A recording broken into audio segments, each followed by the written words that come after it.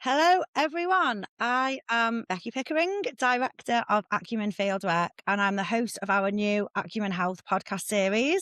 So bear with me as my dream of becoming an influencer is finally becoming true. We're going to focus on various topics over the coming months. However, our first one is GLP-1, a subject that I don't think anyone can avoid, whether that be in a personal space or in a work capacity.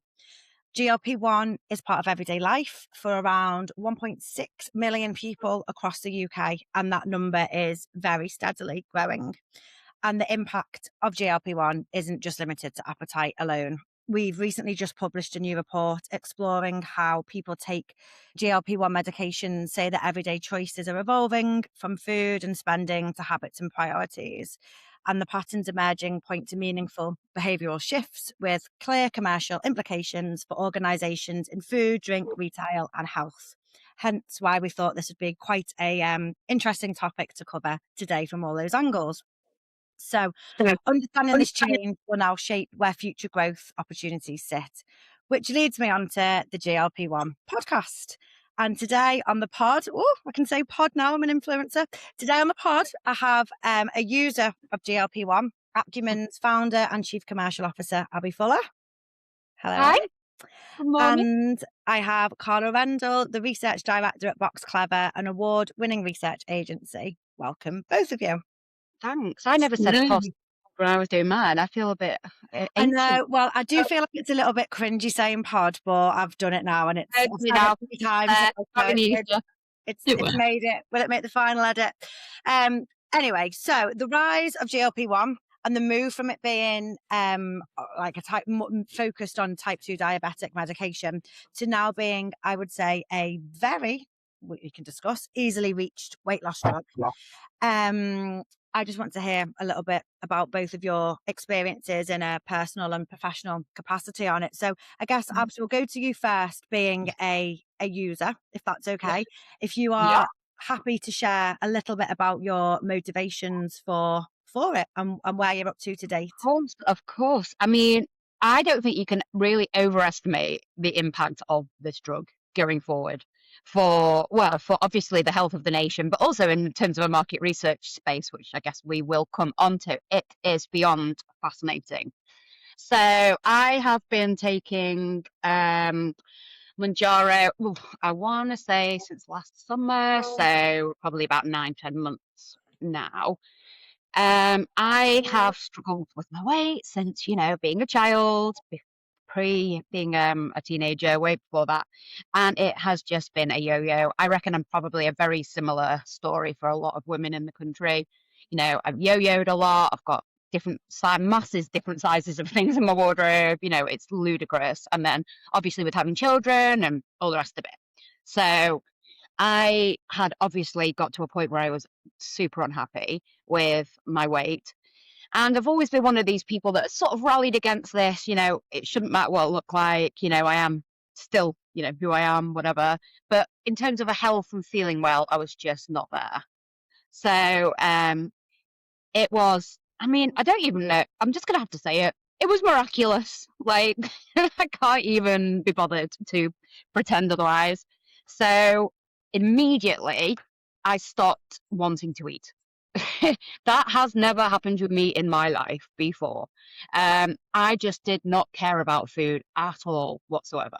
So I And had was to that, remember, sorry, was that like the noise of food? Was it like just thinking about what yeah, you wanted to eat? Like you were full, like, entirely, entirely. It feels like, food, I think, is everybody's sort of first addiction. If you're going down that route, it's the easiest thing to eat when you're happy, sad.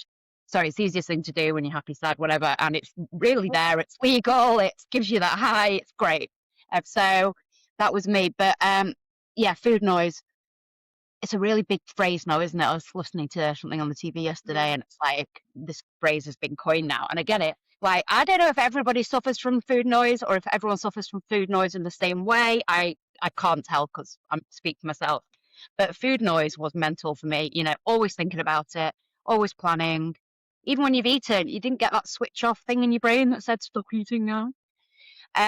So it just went entirely like day one.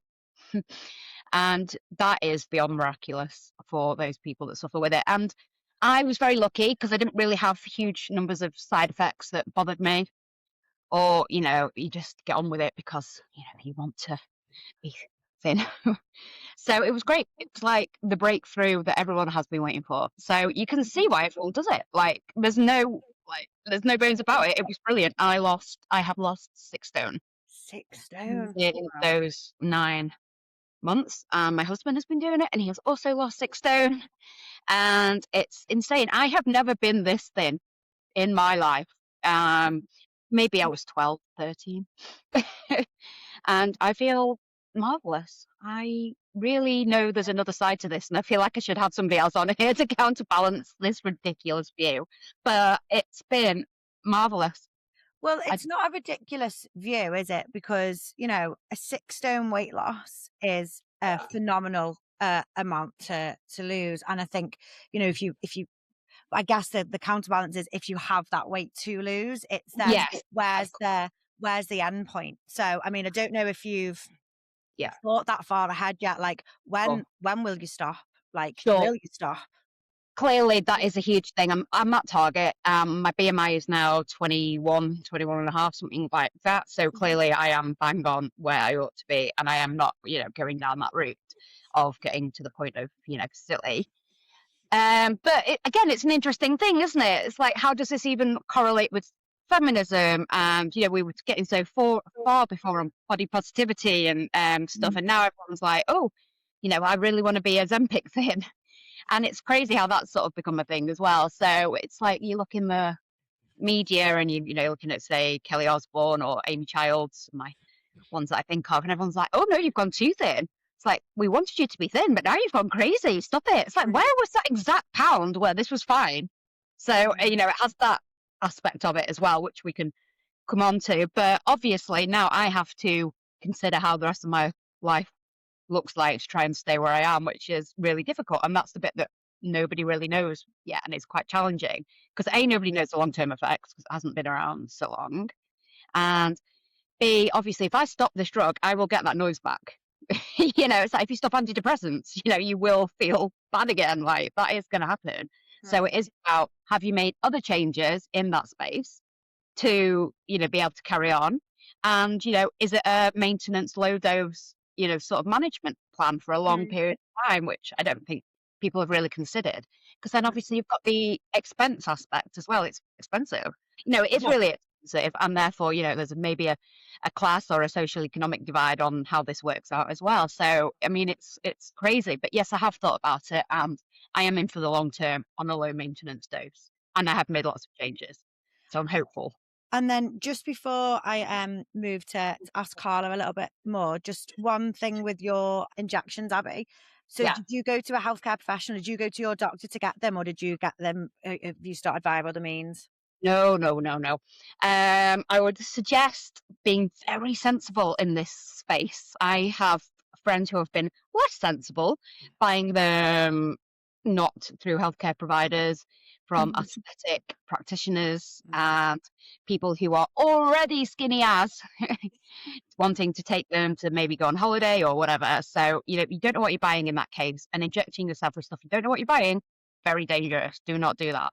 Mm, I have been through a GP, a private GP who specialises in weight loss. Again, it's another added expense. Clearly, I have to see her every few months, and that costs me a consultation fee. But obviously, I've been well managed, and she has been able to give me lots of lifestyle advice and check my blood pressure and other vitals and have bloods throughout. So I know that I'm all right during it. But there is clearly a huge market, as in any space where people are desperate for something. There is a huge space for it to be completely unapproved and mm, dangerous. yeah.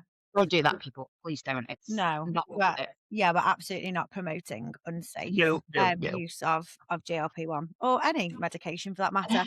Um, Carla, that's kind of quite a nice segue into kind of your world then. So, in terms of projects or research or any GLP-1 related themes that you've seen, is there anything that you're able to share that might counterbalance what Abby's been saying or mirrors it? What?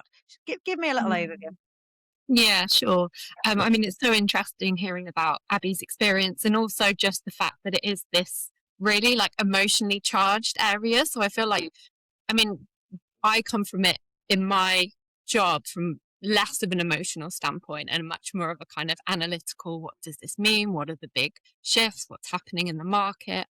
But I feel like you can't get away from the fact that it is really sensitive, it's really emotionally charged, and it's really a difficult topic to kind of get your head around. Kind of like you were saying, Abby, it's huge. It's happening at this kind of Yeah. breakneck speed, and we're all just doing our best to kind of really understand Mm. what what the right thing to do is, how it's going to kind of change things. So I guess the sort of GLP-1 space first came into kind of my mind a few years ago when we started hearing people talking about it. I heard on podcasts, reading articles about this drug that was being developed in the US and all the celebrities were taking it. It sounded like this kind of far away futuristic thing. And then very quickly, it's kind of really shot into the mainstream. And I think last year is the time when we've really heard it being talked about by everyone. Like you said, you can't escape it. Um, and yeah, from my perspective, it's really trying to understand what does this space mean for consumers? What does it mean for different industries and different brands and retailers, and how they have to approach this topic, which, as you said, is becoming unavoidable. And is going to have long-term consequences to the way that people shop and consume and think about kind of food and even identity. So yeah, it's a really big topic, and we work with clients who are trying to understand this space so that they can work out what their kind of next moves are or how they approach it, whether they approach it. But also we work from a kind of wider trends point of view to kind of grasp that on that bigger level. What are these big kind of cultural shifts? What's going to happen in different industries? How are they going to evolve? And how's that kind of whole landscape going to really change in the future, which is hard to predict at the moment because it does feel like we still have a lot of unknowns about kind of the long-term use. I know that it's a drug that's been used for diabetes management for a long time. So to some extent, there is research about long-term use. But I think at the moment, it's this kind of topic of how does this develop as a long-term drug that people need to take for a long time? Because as you said, Abby, you're well aware that the effects are kind of really significant when you're taking it. But if you stop taking it, is that going to just kind of completely revert to the behaviors or the food noise that you were experiencing before? And what does that mean for you long term? Is that just a cost that you now accept? Yeah. And I guess, yeah, there's some really interesting implications, isn't there, about this being a drug that's sold to consumers that maybe we've seen something like this before. Yeah. It's not a niche, it's a shift. That's what I think to like really understand. I read yesterday there's more people in the UK on weight loss medication, GLP injections now than there are vegetarians. I don't know how those two things correlate, but there you go. So I'm in a a lot. minority yet again. I know. But I think what Vegetarian. well, yeah, I know. That's why I thought you'd be interested. There you go. There's over 1 million people. But I think what is interesting in terms of a food space is that, like, this is what I read yesterday. It's like when your appetite drops, every calorie has to work harder. So obviously, I'm then obsessed with protein and getting the most out of what I am eating, feeling satisfied. So it's small portions, it's higher protein, it's greater nutrient density. So, and I think people are really struggling in the food space to understand how that looks. So if you take Greg's, obviously not a great example of health and nutrition, but they were like, oh, we're doing these smaller sausage rolls for people that are on these drugs. And I'm like, nobody's going to want to eat a sausage roll when they're on these drugs. You're not got the like headspace right there. Like, I want to eat one, no matter how small. You say that though, but people might. I mean, people might have a very different relationship with Yeah. it. Like their food noise is gone, their appetite's clearly then suppressed, but they're not Yeah. learning the good habits that you would Okay. need to know about the different nutritional food groups that you might need. So they might still continue to live on Greggs and takeaways and just be Yeah. having smaller portions. And then it's then how are these retailers and restaurants and cafes and food manufacturers then changing their selling products into, like we say, the smaller maintenance like meals and the smaller portions and stuff. Like, I don't think it's going to be long before we have a list of Uber Eats that have got, mini meals or whatever they're going to call Yeah, I it just from think it's weird because I various. don't think I learned anything. I think it just is part of the drug that just makes you want to eat healthier food. Mm. You crave it almost. Like you don't crave, I had I had constant gift cards for Greggs when I was pregnant. I was I was quite obsessed. But then like it wasn't that I'd learned and I just did not want to eat that sort of food because it makes you feel unwell when you're Mm. on the drugs. I won't go Mm. into, side effects, but it's not where you want to be with it. So, you Yeah. need to be potentially looking at a different range that you introduce into there, in order to make sure that GLP-1 users are going into there and have something to, at that price point, because the price point is amazing. But, Yeah. it's difficult to know how to advertise or market to those people. And I think it's crazy. Think back to like, well, it was quite a long time ago now when Sainsbury's, I think it was, used to have their health wheel. Remember on all their Yeah. foods, and if it was like it was like a pie chart, and if it was green, it was like really good in certain like things, and then orange was not great, and red, like double chocolate fudge brownies were obviously all red on the wheel. And then that became like a really unhealthy thing to do. Like it wasn't like a good promotive um health benefit for people. So then that was kind of slammed and taken away. Then people then were like, I hate calories on a menu, I love calories on a menu. And now that's kind of pretty much a given, I would say, now in most places that you go to. And now we've moved again into, well, yeah, we do need to have all these like nutritional benefit health things on our packaging. I mean, I wonder, Carla, if you come across anything in your work where we are looking into again like the benefits, pros or cons, I guess, actually on the highlighting of like protein here and low fats here. Yeah, I mean, I think recently that the supermarkets have started reporting that they're even seeing that slight shift in what people are buying. So sales of fresh food, sales of high protein, high fiber foods are increasing, and sales of junk food are decreasing. And I think why you can probably say that's partly down to lots of people taking GLP-1s. I think it's also the fact that, which is also driven by GLP-1s bringing sort of health and nutrition to the forefront. So if you go on social media, there's a lot, there's so much information now about what you should be eating if you're taking a GLP-1, how it's all about protein, how to eat well while you lose weight, the importance of fiber. And I think that is feeding into almost a wider conversation. So I think even if you're not taking GLP-1s, you can't escape the fact that you know that protein's good for you now. You know that you should be eating more fiber. The ultra processed food conversation has been bubbling away. So I think it's a kind of mix of GLP-1s really hammering a lot of these messages home and meaning that it's something that people come into contact with a lot, but also these wider trends about people wanting less processed food, people genuinely thinking that health is really important and something that they have to take personal responsibility for and think about diet and food. But yeah, I think the point you're talking about nutrition labeling is going to be huge. I think it's going to be a big driver of why people buy certain things, and you can see that the supermarkets are already kind of doing that more and more, but are talking about it in a slightly different way. And I think it's maybe this shift from good and bad to what is a like highly nutritious way of consuming a smaller portion of food.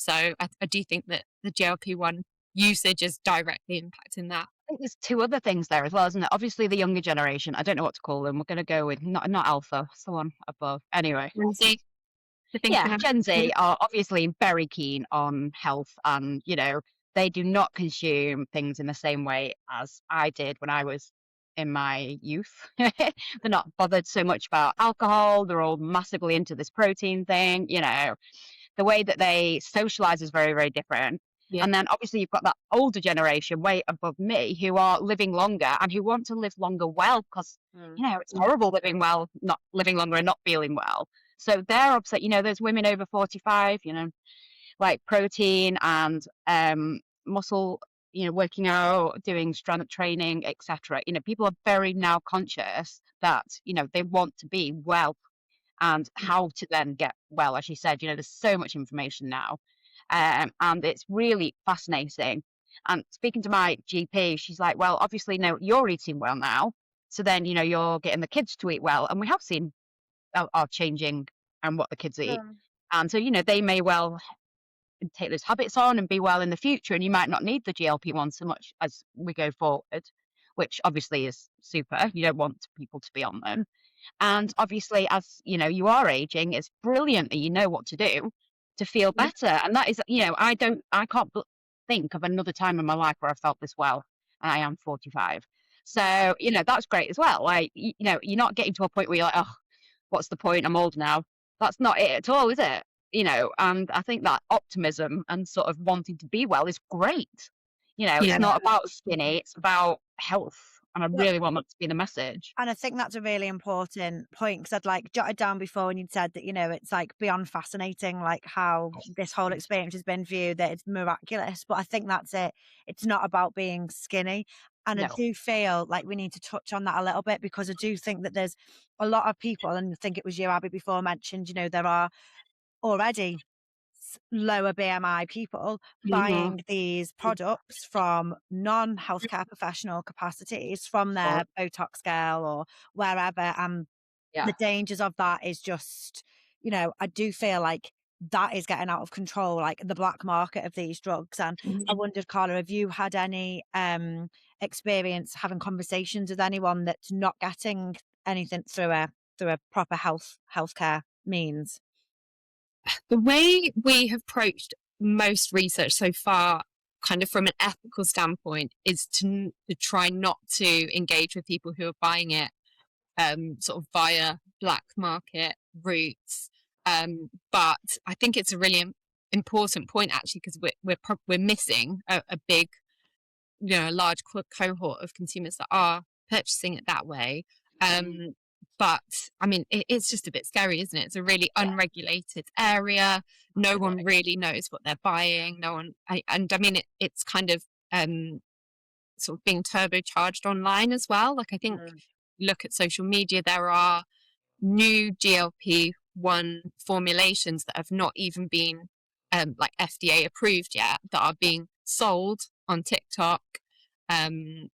That no one knows if they're the real thing, if they're not, and this is a drug that hasn't even been kind of approved for medical use. So it's really scary, and there's lots of conversation about people even purchasing via the sort of legal route, so the private healthcare, but kind of putting in falsified information to get hold of it. That a lot.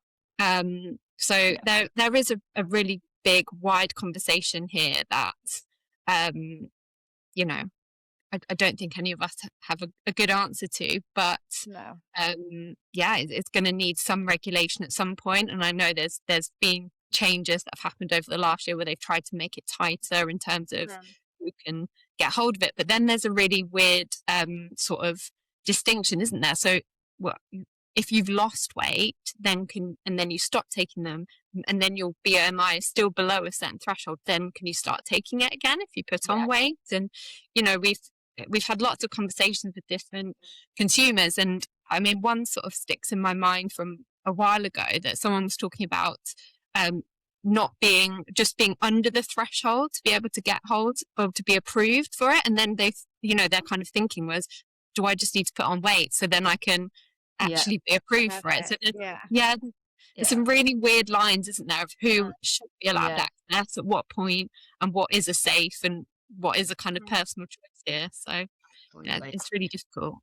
I think before we were obviously recording this, I over the last week have gone online to apply to get not via my doctor, but via online means. And I just lied and put my information in, and I could have got GLP-1 like that from Yeah. three different places, and I just lied. Like, and that's what's scary, isn't it? Like, there's Mm. no, it's the policing of that, and how we can make sure that this isn't so easily accessible for people that may not necessarily need it. And I guess it's like you mentioned someone, I think it was you, Abby, about like people on the lower BMI side, they're going on holiday, they want to like feel their best, so they're taking it for like like a month or so before holiday, and then they're off it again. I mean, and they're not going to be going to the doctors to get it that way. So it's like, how much are you putting your body through for that short space of time, the side Yeah. effects that you're getting from that, and then coming off it completely. But then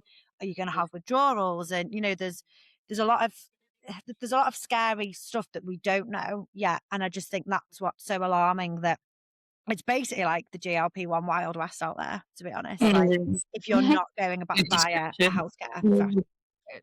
It was like, I remember when they had the fires in LA, and everyone was obviously in their hotels and stuff, and people were like getting their doctors to sneak them in as Zempic when, the house has just burned down. And it's like, it's a crazy sort of societal thing, isn't it? And again, just where are we at in Yeah. terms of commenting on people's, weight and appearance in general? Do you know what I mean? Like, if I'm bigger, no one's going to go, oh, you've put on weight. I mean, they might do behind my back, but usually not to my face. Yeah.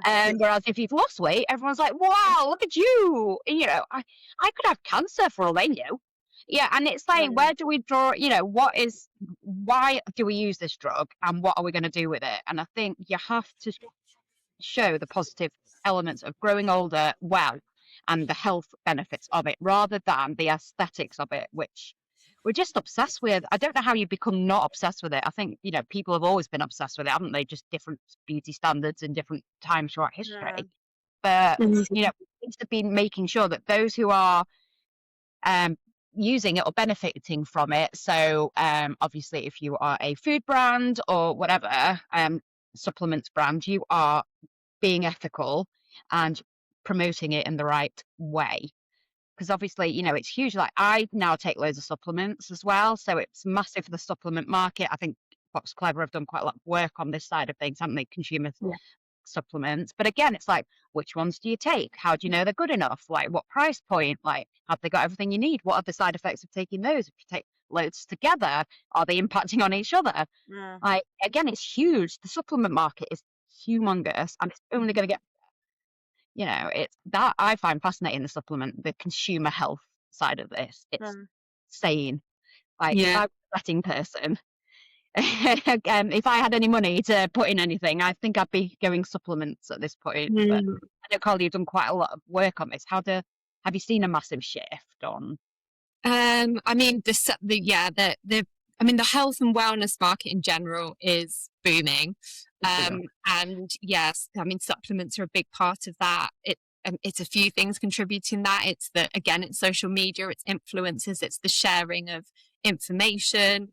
But yeah, I think you're right that when people are kind of undergoing like a health journey, suddenly your mind is open and you're kind of looking at all these other aspects. And therefore, you're not just thinking of your health in terms of food, you're thinking, you know what, I want to better my health even more. I want to look for other ways that I can feel healthier, feel better, look better, feel better.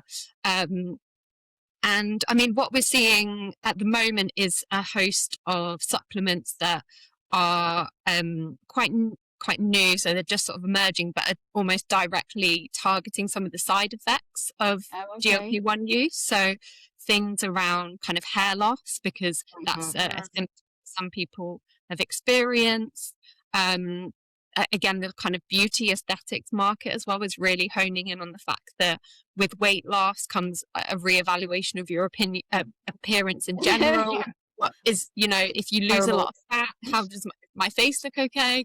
How can I, like improve that? You lose sort of fat in your face, which for some people is like an undesired effect, because they feel like that's not where they want to lose the weight from. It's like you know, some people feel like it ages them. So there are these markets being really driven by the kind of impact of people taking GLP-1s, and therefore being in this mindset of I'm suddenly honed in on my appearance in various different ways. I've got this new diet, I've got this whole new kind of lifestyle. The fashion industry is another one that it will be interesting to see what happens with brands and sizing. There are some really interesting examples in the US at the moment, because obviously they are a few years ahead of us. And there was a brand that I can't remember what they're called now, but they had actually started to do almost like a size swap program where you could purchase clothes, and then while you were in that kind of weight loss period, you could return clothes and get a different size. So you almost had this like subscription, so that you weren't buying clothes that you would not fit into in a couple of months. So loads of industries are reacting to. I mean, I've been doing that on Vinted. So things that I really loved, I found on Vinted in the smaller size, but I sold my larger size, and that just seems like a marvelous circle of life to me. The resale market is again sort of benefiting from people selling. I went to Primark yesterday, and they have a pre-loved section in Primark. Like, that's news to me. And H&M, maybe there's a few brands that started doing a pre-loved section, isn't there? It's fascinating as well, because that would never have been a thing, would it? Ever.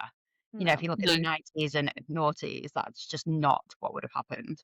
It's really having this knock-on effect, which is really interesting to see. Fashion, and it's going to be fascinating, because I mean, but also as people get smaller again, like, how does that then, you know, I went in, I'm going to say it terrible, I do shop a lot in Primark, I'm sorry. I went into Primark and I bought a pair of trousers in a 2XS, 2 extra small, the smallest size they have in that shop, right? I am not a 2X, you know, I'm size 8, 10 now, but I mean, there's people thinner than me out there. So, you know, what does that mean for the smaller size you're going to get in shops going forward?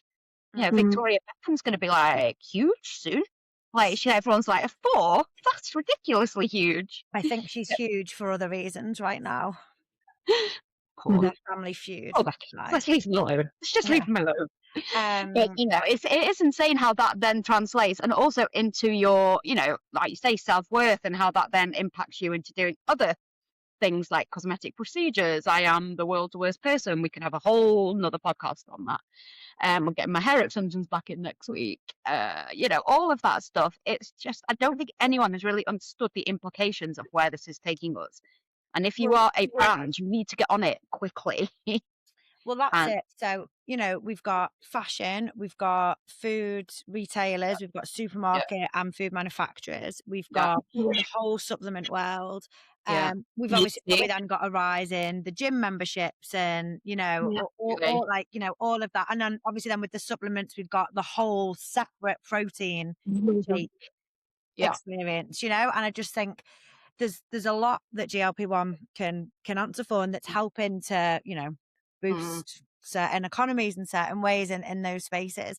I just think we ought to just kind of not end completely on this note, but touch on how the whole of the GLP-1 thing is affecting the NHS, or privately as well. But, you know, we'll go NHS because that is free access to all. So I guess obviously there was a bit of an issue, wasn't there, when we had a spike in users, and then people that actually needed GLP-1 for their diabetes were then not being able to access the drugs that they needed. And I've read a lot of articles about the pros of GLP-1 being great because we have such an obesity crisis in the UK. So this is obviously helping reduce that. But then my issue is the unsolicited buyers of the drugs, and then how they're getting it, and then them not being, you know, approved correctly, and the side effects that they're having. So is that then feeding back into the healthcare world in terms of people being really poorly from taking unsafe medication, really? So I mean, it's fascinating, isn't it? I mean, I want to have it on record that I've not used the NHS for any weight loss. I promise. But also, I have obviously been taking the drugs. So, you know, I've been getting them from somewhere which may have been diverting them from diabetic use. I am not aware of that. However, I don't think it should be unreasonable that you can keep up with demand. Man, I mean, if you can't keep up with demand, then we need to discuss why we can't. It's the same when we had COVID or whatever, surely we can make the stuff. It's beyond me. But in terms of the NHS as a whole, clearly, long term, it's going to be a good thing. Diabetes is huge. It's one of the biggest problems. And obviously, diabetes is very serious. People talk about it a lot because it's so common, but people don't realize that, it's a very serious illness to actually have and manage on a day-to-day basis. So clearly that going down is great. People not using the NHS for obesity style things, so arthritis or hip replacement, or whatever that has led to, then clearly also great. But I think what's interesting with GLP, and my doctor was talking to me about this week, is it has further implications around addictions. So it is being looked at the minute for alcohol addiction, for for any addiction, quite frankly, because it's stopping that pathway in your brain. And if it's then got other applications, I mean, alcohol misuse must be the biggest drain on the NHS. I mean, that is massive if that is a thing.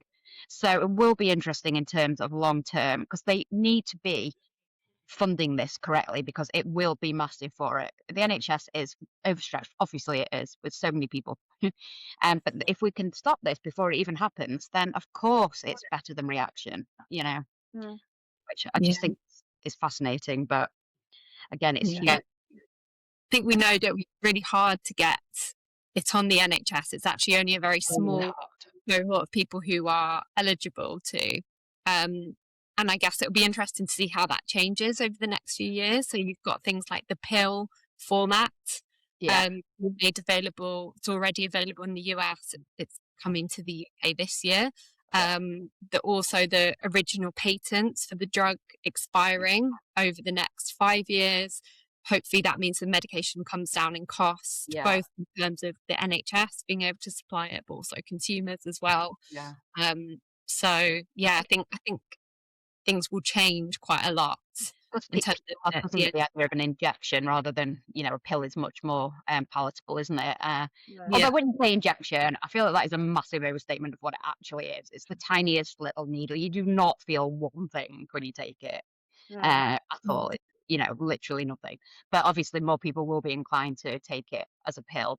But again, trying to get it on the NHS is so hard. You have to be on an obesity pathway. You have to see a certain person. And so, there is a lot of effort that goes into trying to get it that way, which, has to change. I mean, surely that's just a bureaucracy stroke, like you say, patents and supply problem rather than, everybody would want to do that, really. I think it's interesting. I was reading an article in the paper the other week. It's like in certain social settings now, it's like if you're fat, you've chosen to be fat because you can afford it and you're not having it. Whereas obviously then there's most of the population which are not on that basis who, so that's again an interesting, cut-off, which is around social mobility and, providing the same level of care no matter what your income. It's not all right for someone to be obese, through the same reason someone else has become obese and not be able to do something about it in the same way. So, there is an equality and social mobility thing there as well. And of course, there will be a responsibility by retailers and manufacturers to price these things accordingly. So I was reading something yesterday, and there was 2 types of bread. One was not pita bread, one was protein pita bread, and it had 1 gram extra protein in it, and it was like double the price or something. So again, there's got to be a consideration there around how people are going to pay for this, and again, not social mobilizing, not being able to get the same type of stuff. So that is interesting, I think, in terms of a division thing. I think the NHS need to get the skates on, quite frankly. I think there's definitely a lot of there's a lot of positivity in terms of what this means for the NHS in general as well. So if more people are taking care of their health, more people have awareness, and then if we can reduce the number of people who are morbidly obese and suffering for other health reasons as a result of that, then that can only be a positive. But as you say, there's just massive questions still about the regulation. everybody during COVID and post-COVID, we've seen the NHS discussed at great length about how it's on its knees and you don't want to go to hospital and corridor care. And obviously, people want to look after themselves so they do not have to go to the hospital. Mm.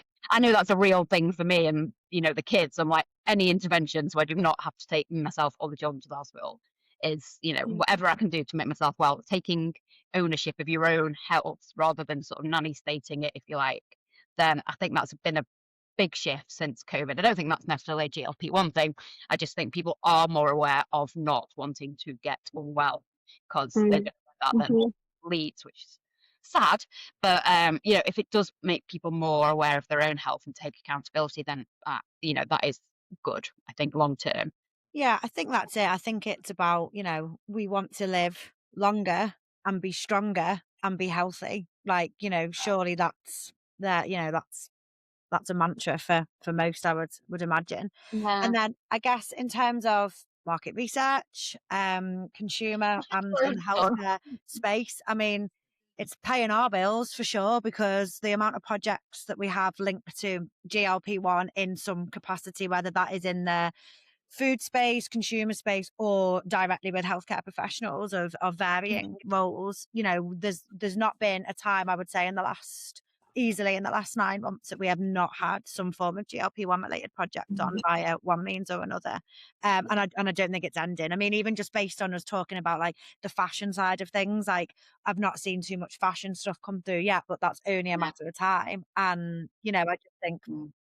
as an industry, like we need to make sure that we are letting clients, whether that's in the pharma world or in the retail space and consumer space, that there's so many voices that they can hear from to help develop Yeah, their products further. And I yeah, don't, I just don't definitely. like the sky's the limit. Well, I think Yeah, it's a big very well. topic. Yeah, Sorry, I go on, think thank you. I think as sort of market researchers, we are really aware that we have to do our job in giving the whole picture. So the good, the bad, and speaking to a real range of different Mhm. people, different types of users, Mm. and just really giving that realistic view of what it is, what people are doing, what it means to them, and all of that emotional side of things as well, so that they're kind of really informed, can make the right decisions, but also take that ethical consumer lens as well. I think that, we feel like that's really important. I think people 100%. are just very interested in sort of return, like the general consumer is really interested in return on investment now, which maybe they've been less aware of previously. So in terms of what I eat, I'm looking for a return on investment in like new say I can't ever say it. So I'm satisfied, that I've got the right health stuff from it. So I'm looking for a nutrition return of investment, but also in terms of what we're buying, what we're wearing, whatever. Again, we're looking for that return on investment. So is it actually doing what it says it was going to do? So am I going to be buying a very expensive makeup brand, or am I buying a dupe? Because what is the actual difference? None. And, I think that sort of savvy shopping, which again has been the rise of social media and information, et cetera, people are like, why would I do that? And then suddenly like, no, why would I do that? There has been a sort of an awakening, I guess. You know, Yeah, definitely. it's very like I guess it's like more of a Mary Portas thing. So, in the 90s, 2000s, she was big on designing and selling, massively expensive handbags, whatever. And now she's like, mea culpa side, why would I want somebody to spend £1,000 on a handbag when they're earning £2,000 a month? What is it that they are now looking for? And, she's gone into a very different space. And I think that's quite indicative of how things are moving. Yeah, that Um, value means lots of different things to different yeah. people. But as you say, people are really savvy and they want the information to back up their purchases. They want the Yeah. I don't think transparency. he was bothered before. Yeah, yeah, It was aspirational, wasn't it? Brands were aspirational. I was fully on board with that. Do you know what I mean? I have a pretty impressive handbag collection, but I would never buy one. yeah, Yeah, going forward. yeah, yeah. But And then there's, that's a it. few things playing into Yeah. that. It's Yeah, like it is like the cultural shifts that we've seen and that we've all seen personally and in work as well, I guess. And I just think, where are we going to be in like 10 years down the line? Is it just that GLP-1 is embedded within everything that we do now? Or have we got a load of disaster stories and we've moved into a different space? It's, the evolving trends. But I think it's about taking ownership of stuff though, when things aren't right or we're not, then like we don't fully back what we're saying anymore. And it's like, okay, explain why. And, you know, we move Yeah. on like Mary Poppins. I don't know how We don't just now. trust. We don't just trust in stuff now. It's like, go on, tell us, like, why? Mm. Yeah. You know, that's a good thing. I think the way we're moving in a sort of consumer way is good. You know, people do think more about where it's coming from, who's made it, how much it costs. You know, all of these things. Even if you then make, you know, less than ethical choices, you know, you've considered all the options. Well, some of the options, not all the options, obviously. And I think that's really, you know, it's a huge shift. This is not a niche. This is a massive shift. And I think that does really place market research in a great position, but also a very difficult one because it is so big. How do we, you know, get results for clients? You know, what is it that consumers want? How do we promote that to them? And then how do we deliver on it? It's massive. It's huge, huge, huge, huge. I mean, it's thrilling because we get to do loads of work on it, and I get to drink a lot of collagen. But, you know, it's massive. If I just don't know if we could do enough quick enough.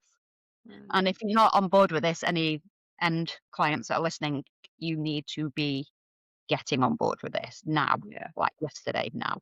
So, you know, we're here. We're all here. We're all ready. Yeah. But yeah, I just, it blows my mind. It all just blows my mind. I think if we can just leave it on the mind blown. Mind blown. Is that going to be I'm your thrilled. is that I'm your closing comment? You started on being beyond fascinated and now your mind is blown, Abby. I feel like Yeah, that's quite a good it journey. really was. Yeah, Again. it's insane. Mm. It's like, I have lots of friends who are medics, and they are beyond like excited by this.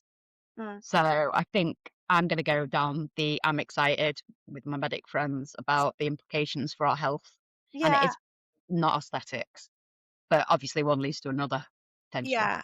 I'm gonna go with the stronger, longer living From the in a healthy way is my mindset. I've spoken to quite a lot of people, like of various GPs and nurses, etc. And it's a bit of a mixed bag in terms of their outlook on things. And more so just because everyone is very, very wary and scared of the black market that I've now deemed it as well it is, of the sale and, you know, use of the drugs. But other than that, you know, I would say there's more positive stories that have done correctly, like yours, Abby, that outweigh the negatives and the unsafe side. So as long as everyone's being safe and mindful about that, I think, you know, it's a thing. Once we've worked out the coming off it thing, then we'll be good, won't we? I mean, I think coming off anything quickly is you know, ridiculous. So I think if you're in it, you're in it for the long haul, and it's around maintenance and just making sure you're okay. But you know, it is a long-term commitment, I would imagine.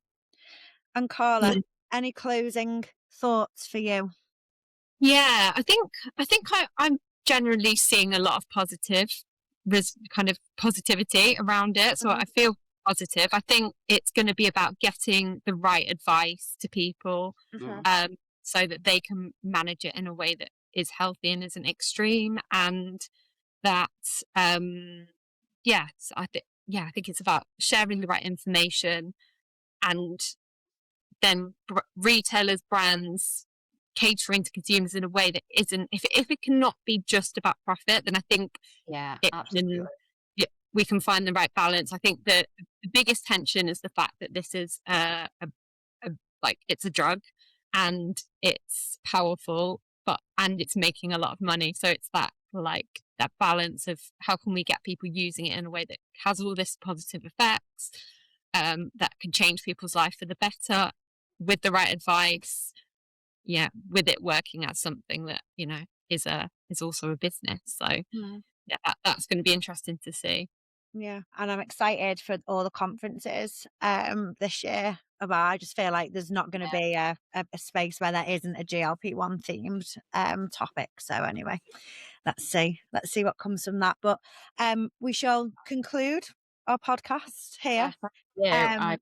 Thank you both very much for your time, your thoughts, your input, sharing stories with me. Yeah, thank you both very much. Well, thanks, Becky. Thank you. That was fun.